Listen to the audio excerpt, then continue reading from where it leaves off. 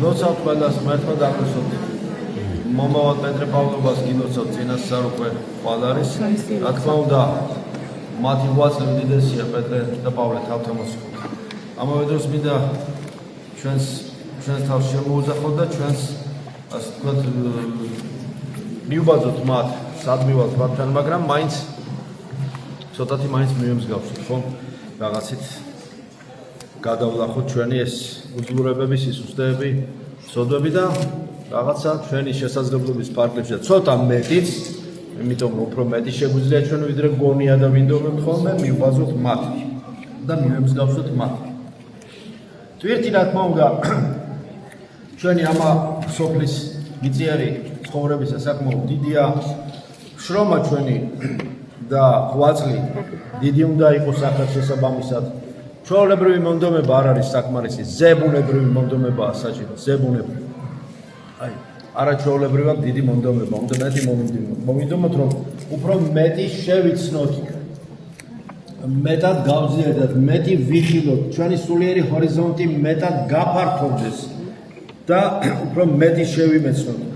უნდა მეტად უფრო მეტი მარხვის მერე ხა მარხვაც თავისებური იყო, მაგრამ ხსნილიც არ არის ნაკლები ბრძოლებით.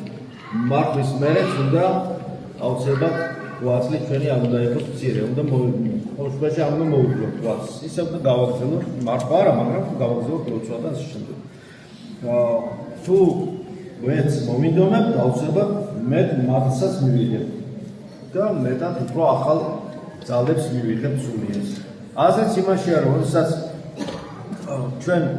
ჩვენ შესაძლებლობებს გადავხედავთ ხოლმე, გონია რომ რაღაცა გზა ჩაიკეტა და ვეღარ გადის წინ ადამიანი, ვეღარ მედის. ამ ჩვენ შესაძლებლობების ფონზე გონია რომ ჩვენ მეტი აღარ შეგვიძლია. ამაში დიდი საცდური დევს. ბევრად უფრო მეტი შეგიძლია, ვიდრე გონია, მეტი შეგიძლია. უფრო მეტი უნდა მოინდომო. ამიტომ ნუ გაჩერდები მიღწეულზე, მუდამ წინიარე. თუ გინდა რომ უფრო მეტი მადლი მიიღო, ხა აქ სტატისტიკას არ ვაწამოებთ, ვინ მეტ მადლს მიიღებს და ვინ ნაკლებს. მაგაში არ არის. თავარი ისაა, რომ ის ერთი წვეთი მადლი შეისისხურცო, რაც იქნება და მიიღო. ის მადლი ძალიან დიდია. და ის მადლი შენს გზას გაგიხსნის აუცილებლად. ცარიელი წმინდა ადგილი არასდროს არ რჩება.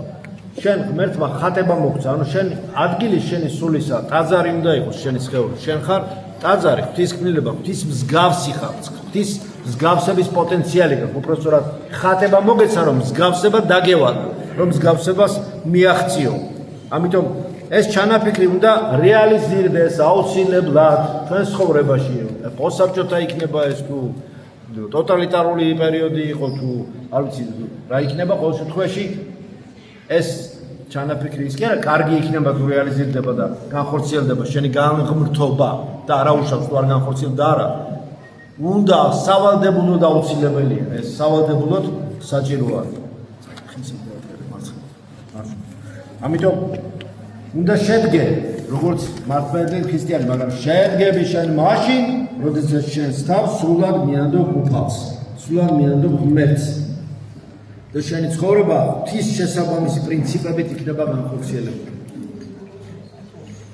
და ეს აუცილებლად გზას ისედაც ხსნილს, წყვილს გახდის შენს ჯვარკვირთველობას. ამ მძიმე პოსტსაბჭოთა როგორც აღნიშნე ცხოვრებაში. ხშირად დეგრადაციას ვაწყდებით, დეპრესიას ვაწყდებით, სასოწარკვეთილებას ადამიანებში ძალიან ბევრ სისუსტეს, მაგრამ ერთმანეთს უნდა დავეხმაროთ. სულიერად პირველ რიგში ემოციონალურადაც და მატერიალურადაც რა უჭირს. შეძლებს და გვარად შენი შესაძლებლობების ფარგლებში არავინ უსაშუალოს არ გავალებს.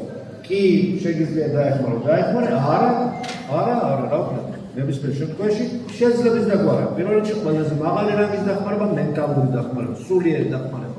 მერაბობის ემოციონალური დახმარება, კულტურა, ხელის შეწყობა, ხელის შეშველება, გვერდზე დგომა და რა თქმა უნდა მატერიალური ზოგადად. ყველაფერი ჩანს ღვთის წინაშე. ყველაფერი. ამიტომ ის უხილავი როგორია შენ, ის ხილულია. დღეს თუ არა ხვალ იქნება. ზოგჯერ ისეთი რაღაცა გვეძლევა ხოლმე ჩვენ, რომ ვერ ხვდებით რატომ მოგვეცა ხოლმე. ბევრი რამე გვეძლევა და მერე გვიან ხვდებით რომ მოგვეცა, რატომ მოგვეცა ეს. თან როცა მოდის, მაშინ ვერ ხვდები რისთვის იყო. ამიტომ კარგად უნდა დაფიქრდე, მეტი ილოცო და რომ გაგეხსნას შენი მზერა, შენი მეტაფიზიკური მზერა გაიხსნას და მიხვდე რა რისთვის არის. რა მიზეზი რა შედეგს ბადებს, რომ შემთხვევითობებს რო არქმევ შენ ის კარგად ვერ დანახული მიზეზ შედეგობრივობის კანონია. შენ რომ არქმევ განსაცდელს და შენ რომ არქმევ რაღაცა არასასიამოვნო ტვირთს ხოლმე რაღაცა შენი არასწორი ქმედებისა და ასე ვთქვათ ძალისხმევის შედეგად მიღებული პედაგოგიკაა და გამწმენდელი ტალახია და ასე შემდეგ სხვადასხვა ვერსიები შეიძლება ამის იყოს. ამიტომ კარგად გახსენი შენი თვალები და დაინახავ შენ ცხოვრებაში რა ცვლილებები მოახდინა და გზა როგორ გაგიხსნა უფალმა და ერთი გზნობა, გლობალური გზნობა, მადლობის გზნობა უნდა დაგებადოს. ამიტომ არის ნათქვამი, ყოველივესთვის მადლობდეთ პავლე მოციქულიამოს, მაგრამ ფონად რას ამბობს? მუდამ ლოცულობდეთო. მოუკლებლად. ისე კი რა ხანდახან ლოცულობდეთ წვეტილ რეჟიმში, არა. მოუკლებელი ეს არის ძალიან დიდი ღვაწლი, მაგრამ შევეცადოთ. უწყვეტი ლოცვის ფორმა მდგომარეობაში მაინც იყავი ლოცვისთვის მზად მდგომარეობაში მინიმუმ მაინც. და რა თქმა უნდა, აქედან შემდეგ დიდი სიხარული, მუდმივი სიხარული უმიზეზო, მაგრამ უმიზეზი ამისი უფალია მოდის საოცილებლად. ამიტომ მინდა ეს გისურვოთ და მზად იყავით იმისათვის, რომ აი ამ ლოცვების შემდეგ აუცილებლად, როცა ღვთისნება იქნება და საჭიროება იქნება, აუცილებლად კეთილი ცვლილებები მცირედ შეიძლება რაღაცა ნაყტომები არ გააკეთო და რაღაცა ექსტრემალური ფორმა არ ქონდეს ამას, მაგრამ მცირედ ზოგჯერ ჩვენთვის შეუმჩნეველი, მაგრამ მერე როგორც აღნიშნე, ჯერ ვერ შესამჩნევი და ვერ მიხვედრადი, მაგრამ მერე ბოლოს და მოგვიანებით მიხვედრადი და შესამჩნევი ცვლილებები აუცილებლად იქნება. და შეუქცევადია კეთილი ცვლილებები ლოცველი, მაზიარებელი და ქრისტეს ერთგული და მორწმუნე ადამიანისათვის. და მინდა ეს კეთილი ცვლილებები ყველას სათითაო და ერთად გისურვო. მადლობის ეშვენს იესო ქრისტეს იყოს თქვენ ყოველთა თანა. ქრისტე არ ჩვენ შორის.